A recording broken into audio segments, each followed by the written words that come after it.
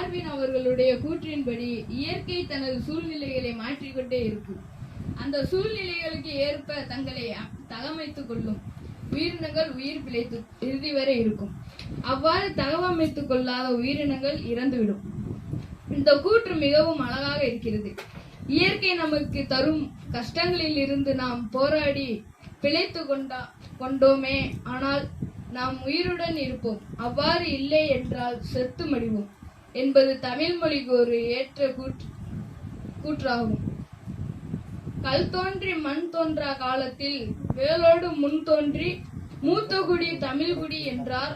ஆம், கல் தோன்றா காலத்தில் முன் தோன்றிய மொழியெல்லாம் வல்லமை கொண்ட என் இறைவனையும் கல்வி மையம் 8ஆம் கால சேவை புரிவதற்கு வழிவகுத்த தந்த இனிகோ என்கிற இக்னாசியஸ் லைலாவையும் என் தாயையும் தமிழையும் வணங்கி தொடங்குகின்றேன். யுனெஸ்கோ அமைப்பு 1999ஆம் ஆண்டு நவம்பர் 17ஆம் தேதி நடைபெற்ற பொதுக்குழு மாநாட்டில் நவம்பர் 21ஆம் உலக தாய்மொழிகள் தினமாக அறிவித்து அதை முன்னிட்டு தொடர்ந்து சர்வதேச அளவில் உலக தாய்மொழிகள் தினம் கொண்டாடப்படுகிறது. இதே நாளில் பல்வேறு அமைப்புகளும் அமெரிக்க தமிழ் சங்கமும் மலேசிய தமிழ் சங்கமும் இதர வெளியூர் வாழ் தமிழர்கள் நலச்சங்கங்கள் இன்று தாய்மொழி தினத்தை கொண்டாடுகின்றனர். அதைத் தொடர்ந்து தன்னார்வ அமைப்பு நாமும் சேர்ந்து கொண்டாடுகிறோம். இந்த இனிய நல்ல வேளையில் நாம் தாய்மொழியில் எவ்வாறு படிப்பது, தாய்மொழி நம்மளுக்கு என்னென்ன சொல்லி கொடுத்தது, தாய்மொழிக்கு நமக்கு எதை செய்ய வேண்டும் என்பது போன்ற பல விஷயங்கள் கண்காட்சிக்காக அமைக்கப்பட்டுள்ளன. அதையும் பார்வையாளர்கள் பார்வையிட வேண்டும். சரி, நிகழ்வை தொடங்குகிறோம். எல்லாம் வல்லமை கொண்ட இறைவன் ஒருவன் என்றால் அவன் யார்? இந்த பாடலின் மூலம் அவர் யார் அல்லது அவன் யார் என்பது தெரியக்கூடும். அனைவரும் எழுந்து நிற்க தமிழ் தெய்வ வாழ்த்து. வாழ்வினில் செம்மை. புரிந்ததா நான் யாரை சொன்னேன் என்று? ஆம், நாம் நமக்கெல்லாம் தாயானவள் தமிழைத்தான் சொன்னேன். தமிழை இவ்வாறாக வணங்கியதாலும் பாரதிதாசன் தமிழை கொஞ்சிவிட்டார். மனோன்மணியம் சுந்தரனார் தமிழை கொஞ்ச வேண்டும் அல்லவா? தாய் தமிழ் வாழ்த்து.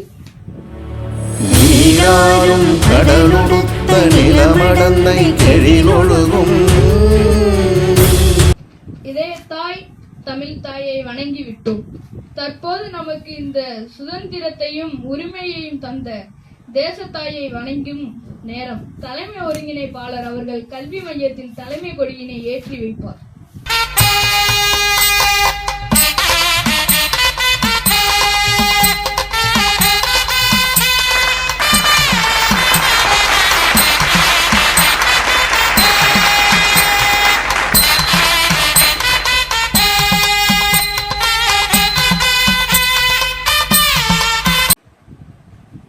தாய்மொழியை நாம் ஏன் வணங்க வேண்டும்? தாய்மொழி நமக்கு என்ன செய்தது? ஏன் இந்த கல்வி மையத்தில் படிக்க வேண்டும் போன்ற பல விஷயங்களை விரிவாக தலைமை உரையாற்ற என் கல்வி மையத்தில் தலைமை ஒருங்கிணைப்பாளர் மற்றும் சட்டத்திற்கு பொறுப்பானவரை அழைக்கிறோம். அனைவருக்கும் இனிய காலை வணக்கத்தை தெரிவித்துக் கொள்கின்றோம். அருமையான காட்சி கூட அமைத்திருந்தாங்க. இப்பதான் எல்லாரும் பார்த்துட்டு வந்தோம்னு நினைக்கிறேன். இந்த ஒரு நாள் என்ன நாள்? நம்ம எல்லாருக்கும் சொன்ன மாதிரி உலக தாய்மொழிகள் தினம். ஆனா இது எப்படி உருவாச்சு அதை பத்தி ஃபர்ஸ்ட் தெரியும் இல்லையா?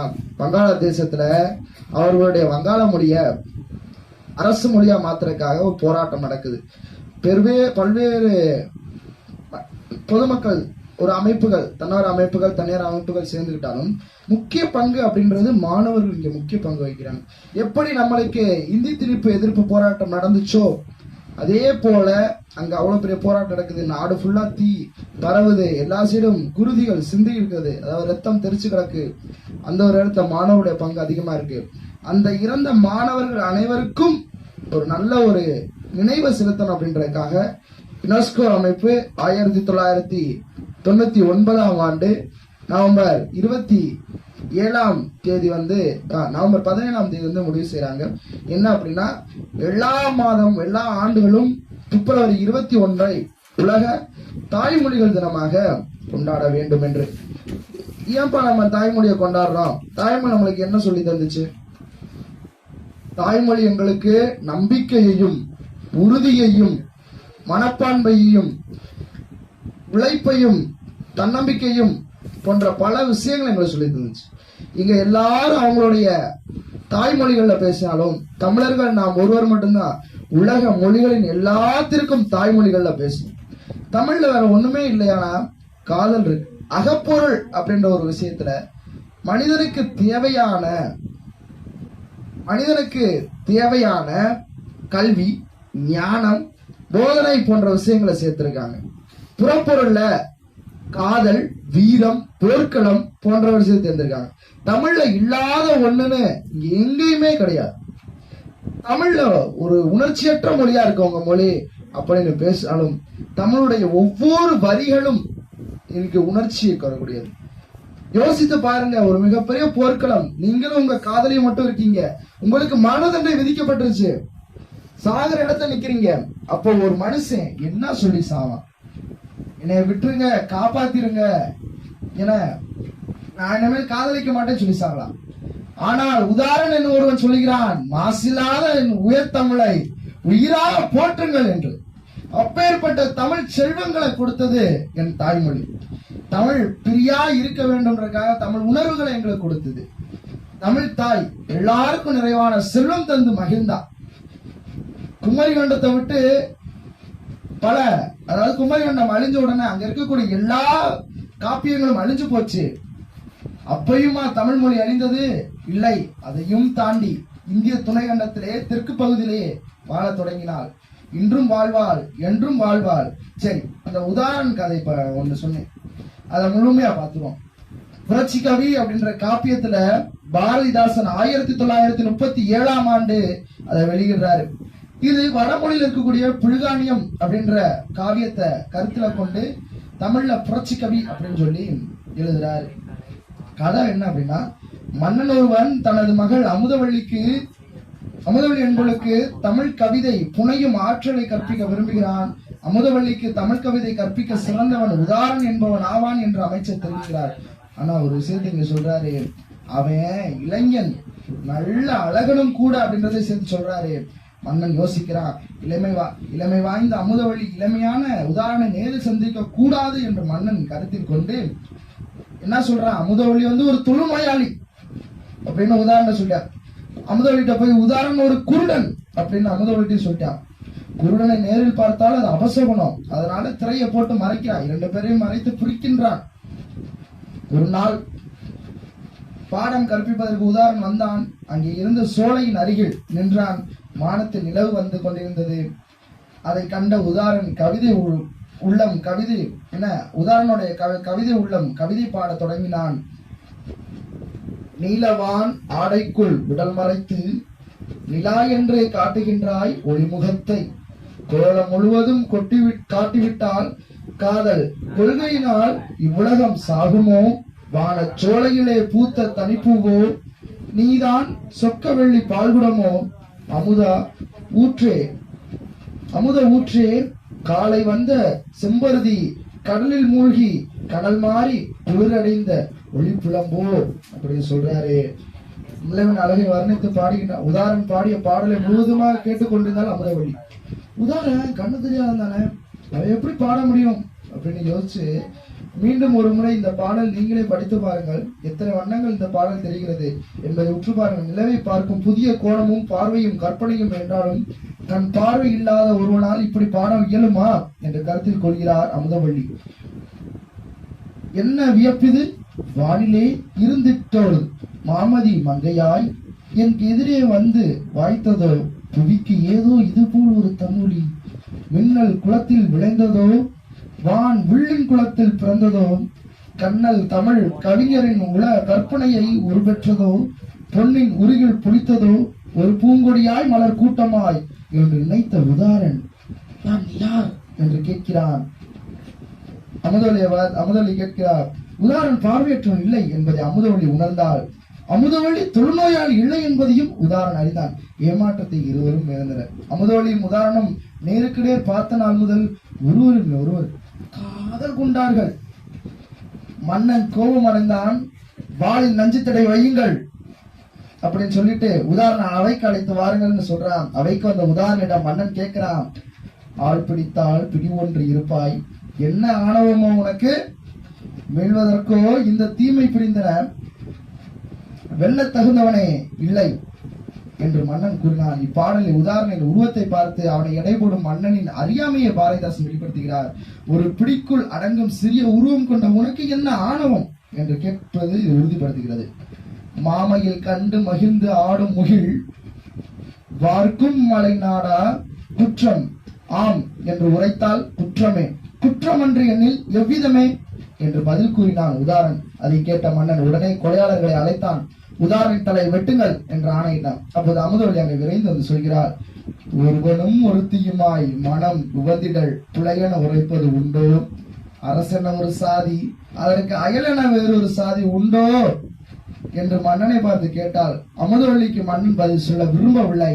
அருகில் என்ற காவலர்களை அழைத்து அமுதவள்ளி சிறையில் அடையுங்கள் என்றான். உதாரண கொலைகாலத்திற்கு இழுத்துச் செல்ல மன்னன் ஆணையிட்டான். அப்போது அமைச்சர்களில் ஒருவன் எழுந்து, அமுதவள்ளி தண்டிக்க வேண்டாம் அண்ணா என்றான். அதை கேட்ட அமுதவள்ளி கூறுகிறார், சாதல் எனில் இருவரும் சாதல் வேண்டும், தவிர்ப்பது எனில் இருவருமே தவிர்த்தல் வேண்டும், ஒதுகை இவ்விரண்டில் ஒன்று மன்னவன் வாய், உயிர் எமக்கு வெள்ளம் அல்ல என்றாள். மன்னன் உடனே காவலர்களை பார்த்து, அமுதவள்ளி உதாரண் இருவரையும் கொலைகளத்துக்கு இழுத்துச் செல்லுங்க வெட்டுங்கள் என்றான். உதாரண் அமுதவள்ளி இருவரும் இழுத்து செல்லப்பட்டனர். அலைகண்டல் போல் மக்கள் கொலைகளத்தில் கூடினர். கொலையாளர்கள் உதாரணனையும் அமுதவள்ளியும் பார்த்து இறுதியாக ஏதேனும் பேச வேண்டுமா என்றார். பேசுங்கள் என்றனர். இப்பதான் நம்ம உதாரணம் பேச வராரு. பொதுமக்களை பார்த்து உதாரணம் முழங்குகிறான். வாழ் நிலமாக கிடந்த இந்த பூமியை மக்கள் வாழ் நிலமாக மாற்றியவர் யார்? சிற்றூர்களையும் வாய்க்கால்களையும் வயல்களையும் உருவாக்கியவர்கள் யார்? கல்லை பிளந்து மலையை பிளந்து சுரங்கங்கள் வெட்டி வேண்டிய கருவிகளை செய்து தந்தது யாருடைய கைகள்? பொன்னையும் முத்தையும் மணியையும் எடுப்பதற்கு அடக்கிய மூச்சு அவரின் மூச்சு. நீர் என்றும் நெருப்பு என்றும் பார்க்காமல், சோர் என்றும் சின்ன பாம்பு என்றும் பார்க்காமல் உழைத்தவர்கள் யார்? பசியும் நோயும் பொருட்படுத்தாமல் உழைத்து நல்ல வருவாய் தரும் நாடாக இந்த நாட்டை மாற்றியவர்கள் யார்? அவர்கள் எல்லோரும் இங்கே நிற்கிறீர்கள் என்று தெரியுது. ஏமாந்த காலத்தில் ஏற்றம் கொண்டேன், புலி வேஷம் போடுகிறான், பொதுமாக்கட்கு புள்ளளவு மதிப்பேனும் தருகின்றானா எனும் வரிகளின் மன்னனின் சர்வாதிகார போக்கை பற்றி உதாரணம் சொல்றான். ஒரு மனிதன் தேவைக்கே இந்த தேசம் உண்டு என்றால் அத்தேசம் ஒழிதல் நன்றாம். இந்த நாடு மக்களை மையமா கொண்டு இயங்க வேண்டும்.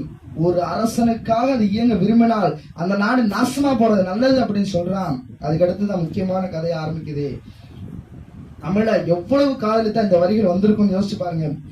தமிழறிந்ததால் வேந்தன் என்னை அழைத்தான், தமிழ்கவி என்றும் என்னை அவளும் காதலித்தாள், அமுது என்று சொல்லும் இந்த தமிழின் ஆவி அழிவதற்கு காரணமாய் இருந்தது என்று சமுதாயம் நினைத்து விடுமோ? ஐயகோ, என் தாய்மொழிக்கு பழி வந்தால் சகிப்பதுண்டோ? உமை ஒன்று வேண்டுகின்றேன், மாசில்லாத உயர்த்தமிழை உயிராக போற்றுமீன்கள் என்று இவ்வரிகள் தமிழ் உணர்வை மிளிரச் செய்கின்றன. இது போல பல வரிகள் சொல்லியிருக்காரு சச்சிதானந்தன் கூட. சாவிலும் தமிழ் படித்து சாக வேண்டும், எந்த சாம்பலிலும் தமிழ் மனமே கமல வேண்டும், பாடையில் படுத்தியலும் போதிலும் பைந்தமிழ் அழும் ஓசை கேட்க வேண்டும், ஓடையில் என் சாம்பல் ஓடும் போதிலும் என் தமிழ் சலசலத்து ஓட வேண்டும். நான் செத்தாலும் தமிழ் படிச்சா சாக வேண்டும். என்ன, என் சாம்பலுமே நான் எரியும் போது என் சாம்பலும் தமிழ் மணந்துட்டு தான் வேக வேண்டும். என் பக்கம் நான் இறந்து கிடக்கும்போது அழுகிறாங்களே அந்த ஓசையில கூட எனக்கு தமிழ் தான் கேட்க வேண்டும். என்ன, ஓடையில் சாம்பலை கரைச்சிட்டாலும் அங்கேயும் அந்த தமிழுடைய சத்தத்தோட தான் ஓட வேண்டும் அப்படி முழுமையாக சொல்கிறார். இந்திய துணைக்கண்டத்துல எவ்வளவோ ஒரு இருந்தாலும் எத்தனையோ மொழிகள் இருக்கு இந்தியால.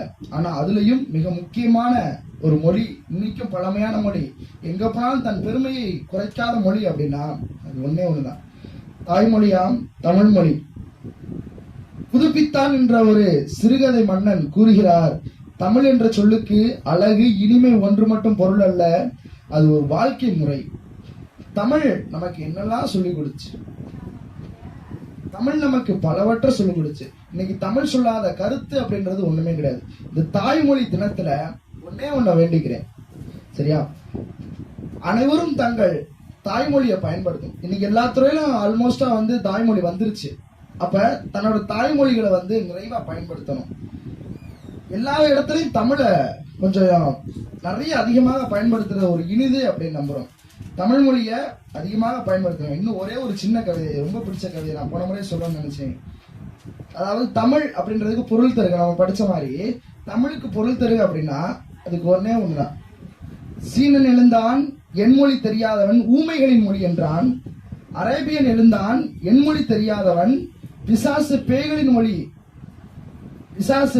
மொழி என்றான், ஆங்கிலேயன் எழுந்தான் என்மொழி தெரியாதவன் தேவையில்லா தாழ்த்தப்பட்டவர்கள் பேசும் மொழி என்றான், அதே நேரம் தமிழன் மேத்தகு கணியன் பூங்கொண்டான் எழுந்தான் யாதும் ஊரே யாவரும் கேளீர் என்றான். உலகில் அனைவரும் தாய்மொழியில் பேசின, தமிழர் நாம் மட்டும்தான் உலக மொழிகளின் தாய்மொழிகள் பேசி முன் தோன்றிய நிலத்தில் முகிழ்த்தவர், மூத்த மொழி குணர்வின் மூத்தவர், தென்னன் பாண்டியன் குமரி குடமையர், திசையெல்லாம் பரந்துயிலும் அளந்தவர், இன்னொரும் ஏழிசை நாடகம் யாத்தவர், இந்திய நாவலன் தேய்த்து இறைமையர், என்ன வியப்படா இவர்கள் தமிழர்கள், வான்முகில் மலையிட வாழ்க்கை நெருங்கியவர், வளந்தரு குறிஞ்சியில் காதலை உணர்ந்தவர், திறனுமிழ் முல்லையை மருதம் நெய்தலை தீர ஆய்ந்து நல் இல்லறம் வகுத்தவர், நான் தரு பொருளையும் கடனையும் கண்டவர், கடலின் பரப்பையும் கடந்தையில் சென்றவர், ஏன் தம்பி தெரியுமா இவர்கள் தமிழர்கள், கல்லை கல்லோடு மோதிய கணப்பினர், காய்ச்சி இரும்பினை உருக்கிட கற்றவர், சொல்லை சொல்லோடுமா பொருத்தி மொழியென சுடர்விடும் உணர்வின குறும் வரைந்தவர், வில்லை புலியினை கயலை கொடியினில் வெள்ளை பனிமலை தலையில் பொறித்தவர், எல்லை புகழினும் இவர்கள் தமிழர்கள், தொன்று தொட்டு பொறுமையின் தோன்றல்கள், தோல்வி என்பதே தோன்றிடா வீரர்கள், கன்று முட்டிய பாலை குடிப்பினும் காதலில் வீரத்தில் எச்சில் காணாதவர், குன்றையும் மலையையும் கொடையாய் வழங்கியவர், கோடி இலக்கிய இலக்கணம் கண்டவர், என்றோ பிறந்தார் இவர்கள் தமிழர்கள், காற்றையும் கையுணர் பிடித்து பழகியவர், கல்லையும் கூழ் போல் கரைத்து குடிப்போர், ஆற்றலையும் வளைத்தனை காட்டி பாய்ச்சியோர், அண்ட வெளிகதிர் மண்டலம் அளந்தவர், கூற்றையும் எதிர்த்தவர், கொள்கை வளர்த்தவர், கூறுதல் அறத்தையும் உயிரையும் உணர்ந்தவர், ஏற்றமோன் சொல்லுவேன் இவர்கள் தமிழர்கள். பாவையலரை பெருஞ்சித்தன்னார் கூறியது, தமிழருக்கென ஒரு கடவுள் உண்டு, அவள் பெயர்தான் தமிழன்னை, 50 காப்பியங்களையும் அணிகலன்களாக பெற்றவள் அப்படின்னு சொல்ற மாதிரியான தமிழனை வணங்கி இந்த உலக தாய்மொழியிலே அனைவரும் தமிழ் மொழியை பேச பழகிக் கொள்ளுங்கள். அதற்காக மற்ற மொழியை பேச விரும்பாதவன் அல்ல, அனைத்து மொழியும் கற்றுக்கொள்ளுங்கள், தமிழை உயர்த்து பழக்கத்தில் கொள்ளுங்கள், தமிழ் வெல்லும், தாய்மொழி வெல்லும் என்று கூறி என்னுடைய வாய்ப்பிற்கு நன்றி பாராட்டி விடைபெறுகிறேன். நன்றி, வணக்கம். தமிழ் என் உயிர், கலை என் சுவாசம் என வாழும் என் கல்வி மையத்தில் கலை மற்றும் கணக்கியல் ஆசிரியர் அவர்களை அழைக்கிறோம். அனைவருக்கும் வணக்கம். இன்னைக்கு என்ன நாள்? உலக தாய்மொழிகள் தினம். அது ஒரு சைடு இருக்கட்டும், நான் ஒரு 4 விஷயத்த உங்களுக்கு சொல்லலாம்னு இருக்கேன். வாழ்க்கை, ஒழுக்கம், படிப்பு, கல்வி. ஒரு குட்டி கதை. ஒரு காட்டுல சிங்கம் இருக்கு. சிங்கம் என்னன்னா, நான் தான் பெரிய ஆளு அப்படின்னு சொல்லிட்டு ஒரு மம்மதை போற வரவங்கிட்ட பூரா யார் பெருசாளு யார் பெரிய ஆளு அப்படின்னு சொல்லிட்டு கேக்குமா. ஃபர்ஸ்ட் முயல்கிட்ட கேட்டிருக்கு. முயல்கிட்ட கேட்கும் போது முயல் என்ன சொல்லிருக்கு, நீ தான் பெரிய ஆளு அப்படின்னு சொல்லிட்டு சொல்லிடுச்சு. அடுத்து பாம்புகிட்ட கேட்டிருக்கு, யார் பெரிய ஆளு. கேட்கும் போது நான் தான், நீ தான் பெரிய ஆளு அப்படின்னு சொல்லிட்டு அதுவும் போயிடுச்சு. அடுத்து லாஸ்டா யானைகிட்ட போய் கேக்குது, யார் பெரிய ஆளு. யானை ஒண்ணுமே பதில் சொல்ல, பின்னாடி தள்ளி போயிடுச்சு. திருமணியும் கோவத்தோட நல்லா கர்ஜிட்டு சிங்கம் யார் பெரிய ஆளு அப்படின்னு சொல்லிட்டு கேட்கும் போது ஒண்ணுமே பண்ணல. தும்பிக்கையால சிங்கத்தை தூக்கி வாரி போட்டுருச்சு. சிங்கத்தோட எலும்பு முதுகெலும்பு எல்லாம் உடைஞ்சிருச்சு. யாரையும் குறைச்சு இடப்படாதீங்க. நீ குறைச்சு இட போட்டனா அவங்க என்ன சொல்றது, ஒரு பெரிய லெவல்ல இருப்பாங்க. அப்புறம் ஒழுக்கத்தை பத்தி ஒரு கதை. ஒரு ஒரு பையன் படிச்சு முடிச்சுட்டு வர வழியில ஒரு மாந்தோப்புல 4 மாங்காவை எடுத்து பைக்குள்ள போட்டிருப்பான். போகும்போது வீட்டுக்கு போயிருவான். போனதுக்கு அப்புறம் அம்மா வந்து அவனோட பேக் வந்து செக் பண்ணுவாங்க. இப்பெல்லாம் அம்மா அப்பா எல்லாம் செக் பண்றது கிடையாது. பையன் பேக்ல என்னென்னமோ கிடக்கு. செக் பண்ணும்போது ஏதுடா அந்த 4 மாங்காய் அப்படின்னு சொல்லிட்டு கேட்கும்போது, இவன் அந்த மாந்தோப்புல எடுத்தேமா அப்படின்ற மாதிரி இவங்க வந்து போறாங்க. இந்த மாந்தோப்பு ஓனர்கிட்ட போறாங்க. அப்ப வந்து அந்த தோட்டக்காரா போறாங்க. அவங்க வந்து அப்ப வந்து பெரிய ஆளா, அவங்க அம்மா வந்து கூணி குறுகி போயிட்டு, ஐயா தெரியாம இந்த மாங்காய் எடுத்துட்டு வந்துட்டான் அப்படின்னு சொல்லும் போது, ஏத்தா நானும் தான் இருந்தேன் அவன் எடுக்கும்போது, நானும் தான் பார்த்தேன், எடுத்துட்டு போதா 4 மாங்காய் தானே அப்படின்னு சொல்லும் போது இவன் என்ன சொல்லிட்டா, இல்லைங்க உங்கள்ட்ட கேட்காம எடுத்தது தப்புதான் அப்படின்னு சொல்லிட்டு அந்த 4 மாங்காவை திருப்பி கொடுத்துட்டு வந்துட்டாங்க. இவன் வந்து நல்லா பெரிய ஆளா படிச்சதுக்கு அப்புறம் தனது முதல் நூலில் முதல் பக்கத்தில் எனது ஒழுக்கத்திற்கு காரணம் என் அம்மா 4 மாங்காவை திருப்பி கொடுத்ததுதான் அப்படின்னு சொல்லிட்டு முதல் நூல்ல வந்து எழுதுறாங்க. அடுத்து வந்து நீ எல்லாம் ஆழமா நீ எது நினைச்சையோ அதை உன்னால ஒரு பெரிய விஷயமா இருக்கட்டும், பெரிய வேலையா இருக்கட்டும், நீ நினைச்சா மட்டும்தான் அந்த வேலையை செய்ய முடியும். நீ நினைச்சனா அந்த விஷயத்த செய்ய முடியாது. இந்த அதை சொல்லும் போது எங்க வீட்டுல எங்க அப்பா நான் படிக்கும் போது அந்த பரீட்சைக்கு முன்னாடி நாள் என்ன சொல்லலாம், 2 மார்க் படிக்கல 3 மார்க் படிக்கலன்னு சொல்லிட்டு படபடன்னு இருப்பேன். எங்க அப்பா ஒரே ஒரு வார்த்தை தான் சொன்னாரு, உன்னால முடியும்டா, நீ நினைச்சா படிக்கலாம் அப்படின்னு சொல்லிட்டு ஒரே வார்த்தை சொல்லி முடிச்சிருவாரு. நீ நினைச்சனா எந்த காரியம் எவ்வளவு பெரிய காரியம்னாலும் உன்னால செய்ய முடியும். அப்புறம் எங்க ஸ்கூல்ல நடந்தது, நாங்க சின்ன கிளாஸ் படிக்கும் போது ஒரு பொண்ணு எப்பயுமே 98 எடுத்துரும். 98 எடுத்துட்டு சிரிக்கதானே செய்வாங்க, ஆனா அது அழுகும். டீச்சர் கூப்பிடுவாங்க, ஏமா அழுகுற அப்படின்னு சொல்லிட்டு கூப்பிடும் போது டீச்சர் நீங்க 7 மார்க்கு நீங்க 5 மார்க் தான் போட்டிருக்கீங்க சொல்லும் போது இந்த டீச்சர் வந்து என்ன சொன்னா, சரி நீயே மார்க் போட்டுக்கோ, நான் தப்பு இருக்குன்னால நான் மார்க் போடல, நீயே போட்டுக்கோன்னு சொன்னோடனே அது பேசாரி வந்து உட்காந்துரும். உட்காந்ததுக்கு அப்புறம் ஒண்ணு என் ஃப்ரெண்டு பக்கத்துலதான் இருப்பான். அவன் வந்து எத்தனை மார்க் தான், வெறும் 2 மார்க் தான் எடுப்பான். சிரிப்பான், பல்ல நல்லா காமிப்பான், சிரிச்சுக்கிட்டே இருப்பான். இவன் வந்து கேப்பான், சிரிக்க 2 மார்க் எடுத்தவன் கேப்பா 98ல எதுக்கு அழுகுற கேட்கும் போது எங்க அப்பா 2 மார்க் எங்க வச்சுன்னு கேட்பாங்க.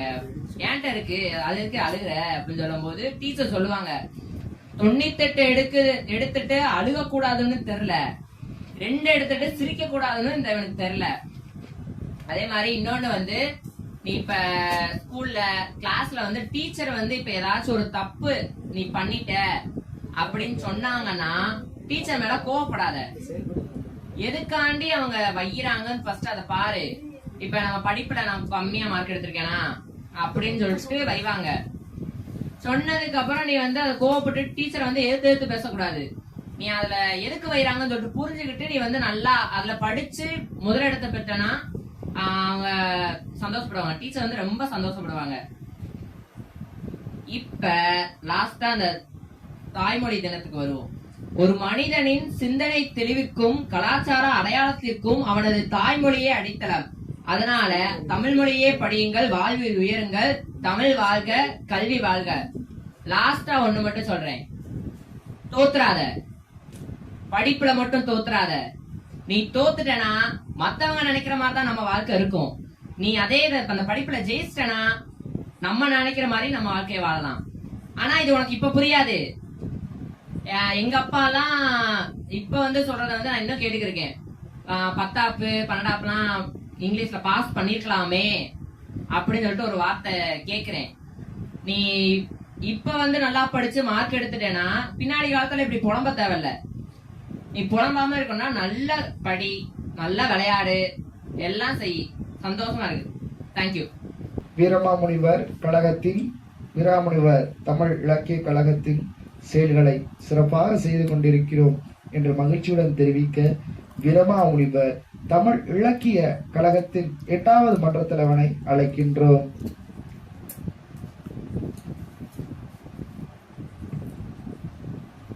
நம் கல்வி மையத்தை சீரும் சிறப்பாகவும் 8வது ஆண்டு காலம் நடத்தி கொண்டிருக்கிறோம். தலைமை கண்காணிப்பாளர் அவர்களுக்கும் தோட்டக்கலை, கலை, இலக்கிய துறைகளை சிறப்பாக செய்து கொண்டிருக்கும் கணக்கியல் ஆசிரியர்களுக்கும் இந்த மகிழ்வான நேரத்தில் வணக்கத்தையும் நன்றியையும் தெரிவித்துக் கொள்கிறேன். இந்த ஆண்டு சிறந்த முறை இலக்கிய பணியினை மேற்கொண்டுள்ளோம். மேலும் தமிழ் இலக்கிய பயணத்தை மேற்கொண்டுள்ளோம். பல இடங்களில் மதுரையில் உள்ள தமிழ் வரலாற்று இடங்களை சுற்றி பார்த்துள்ளோம். வீரமாமுனிவர் 345வது பிறந்த நாள் விழாவை சிறப்பாக கொண்டாடப்பட்டது. மேலும் 800 ரூபாய் மதிப்புள்ள வீரமாமுனிவர் புகைப்படம் நம் கல்வி மையத்தின் தலைமை ஒருங்கிணைப்பாளர்கள் திறந்து வைத்தார்கள். தமிழியல் என்ற பாடத்தை உலகிற்கு அறிமுகப்படுத்தினோம். நன்றி. தமிழ் இலக்கிய கழகம் தனது பணியினை சிறப்பாகவும் சீராகவும் செய்து கொண்டிருக்கும் என்றைக்கு வாழ்த்துக்கள்.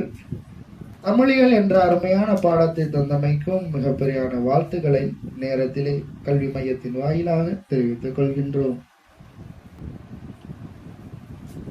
தலைமை ஒருங்கிணைப்பாளரின் வாயிலாக கண்காட்சிக்கு வைக்கப்பட்ட படங்களை பார்த்து தெளிவு பெறுவோம்.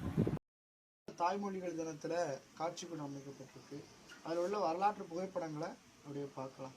இங்கே வந்து 19ஆம் நூற்றாண்டில் ஆப்பிரிக்கா, ஆஸ்திரேலியா, இந்திய துணைக்கண்டத்தை இணைக்கிற மாதிரியான மிகப்பெரிய ஒரு காண்டினென்ட் இருந்துச்சு. அதற்கு வந்து லெமோரியா காண்டினென்ட் அப்படின்னு பெயர் வரப்பட்டுச்சு. அது வந்து குமரிக்கண்டம் அப்படின்னு அழைக்கிறாங்க. குமரிக்கண்டம் அப்படின்னு அழைக்கிறாங்க. சரியா? அந்த குமரிக்கண்டத்தில் வாழ்ந்துக்கிட்டு இருந்த ஒரு உயிரினம் அப்படின்றது தான் யாளி. இது வந்து யானை முகத்திலையும் சிங்கம் உடல் அமைப்பிலையும் கழுகுடைய இறகுகளையும் ஆனதாக ஒரு மிகப்பெரிய ஒரு ஜெய்ஜாண்டிக்கான ஒரு உருவம். இது வந்து விமர்சன கருத்துக்கள் நிறைய வச்சுருக்காங்க. இப்போ புராண கதைப்படி குமரிக்கட்டம் அப்படின்றது தமிழ்நாடு செழித்து வாழ்ந்ததாகவும், இன்னொரு சைடு நம்ம அறிவியல் ரீதிப்படியாக இது ஒரு இது ஒரு மிகப்பெரிய டைட்டானிக்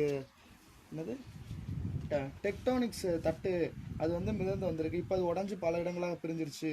இதில் வந்து என்ன இருந்திருக்கு, நிறைய அதாவது லெமோரியா அப்படின்ற ஒரு வகையான உயிரினம் வாழ்ந்திருக்கலாம் அப்படின்றாங்க.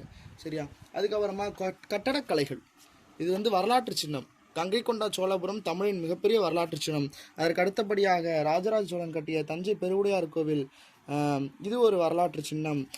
அது தொடர்ந்து தமிழ் கோவில்களும் கட்டடக்கலைகளும் திராவிட உக்திகளை எப்படி காட்டுது அப்படின்றத பற்றி மிகப்பெரிய ஒரு திராவிட கட்டடக்கலை இந்தா இருக்குது.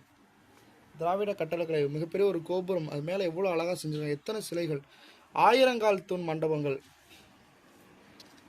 அப்புறம் கல்வெட்டுகள், இது வந்து மாமல்லாபுரம் கல்வெட்டுகள் ரெண்டுமே.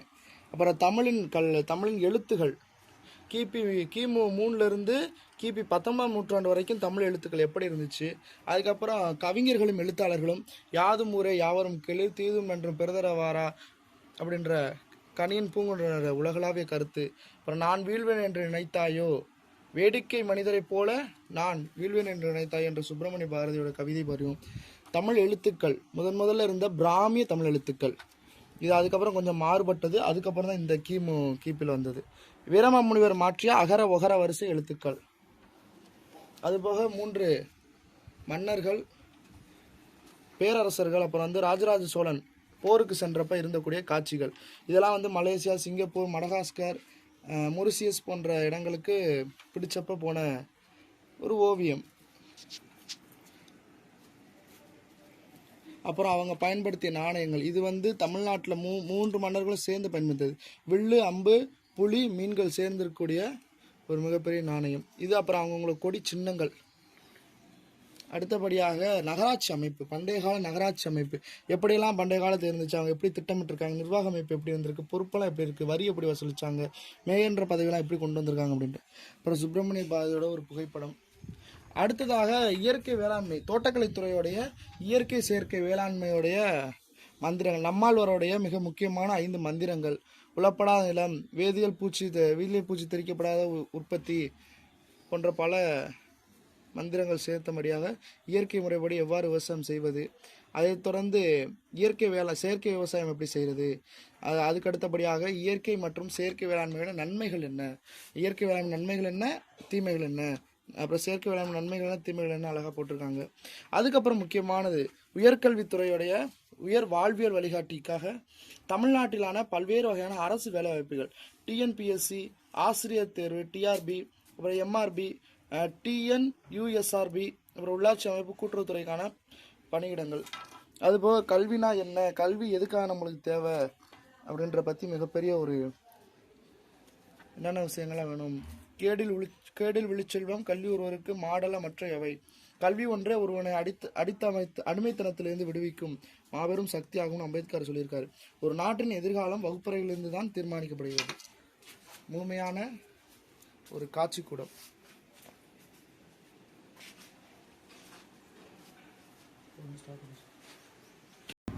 விழா நிறைவாக நன்றியுரை தெரிவிக்க தோட்டக்கலைத்துறையின் வள்ளுவன் பசுமை மன்றத்தின் தலைவனை அழைக்கிறோம். மதிப்பிற்குரிய அவையினரே, யாமெறிந்த மொழிகளையே தமிழ் போல் இனிவது எங்கும் காணோம் என்ற பாரதியாரின் வரிகளை நினைவு கூர்ந்து இந்த இனிய உலக தாய்மொழிகள் தின விழாவின் நிறைவு பகுதிக்கு நாம் வந்துள்ளோம். இந்நிகழ்வு சிறப்பாக அமைய ஒத்துழைப்பின் நல்கிய அனைவரும் நன்றி நவிலக்க கடமைப்பட்டுள்ளேன். சிறப்பாக எடுத்துரைத்த நமது சிறப்பு விருந்தினர் அவர்களுக்கு எமது மனமார்ந்த நன்றிகள். 3. தலைமை மற்றும் நிர்வாகத்திற்கு நன்றி. இந்நிகழ்வை முன்னிட்டு நடத்த அனுமதி அளித்து எங்களை ஊக்கப்படுத்திய எமது நிறுவன தலைவர், பள்ளி தலைவர், தாளாளர் மற்றும் நிர்வாகத்தினருக்கு எமது நன்றியை உரித்தாக்குகிறோம். ஆசிரியர் மற்றும் ஒருங்கிணைப்பாளர்களுக்கு நன்றி. இந்த விழாவின் ஒவ்வொரு அசைவிற்கும் பின்னால் இருந்து உழைத்த ஆசிரியர் பெருமக்களுக்கும் விழா ஒருங்கிணைப்பாளருக்கும் தன்னார்வலருக்கும் எமது நெஞ்சார்ந்த நன்றிகள். மாணவ செல்வங்களுக்கு நன்றி. கலை நிகழ்ச்சிகள், கவிதைகள் மற்றும் பேச்சு போட்டிகள் மூலம் தாய்மொழியின் மாணப்பை பற்றி பறைசாற்றிய மாணவ செல்வங்களுக்கு பாராட்டுகளும் நன்றிகளும். பெற்றோர்கள் மற்றும் பார்வையாளர்களுக்கு நன்றி. நேரத்தை ஒதுக்கி இங்கு வருகை தந்து மாணவர்களை ஊக்கப்படுத்திய பெற்றோர்களுக்கும் பெரியோர்களுக்கும் ஊடக நண்பர்களுக்கும் எமது மனமார்ந்த நன்றியை தெரிவித்துக் கொள்கிறோம். முடிவுரை. தமிழ் மொழி என்பது வெறும் தகவல் தொடர்பு கல்வி மட்டுமல்ல, அது நமது அடையாளம். தமிழில் பேசுவோம், தமிழை நேசிப்போம், தமிழாக வாழ்வோம் என்ற உறுதியுடன் விடைபெறுகிறேன். மீண்டும் ஒருமுறை அனைவருக்கும் நன்றி, வணக்கம். விழாவின் நிறைவாக தமிழ் தேசிய கீதம். நீரங்கள்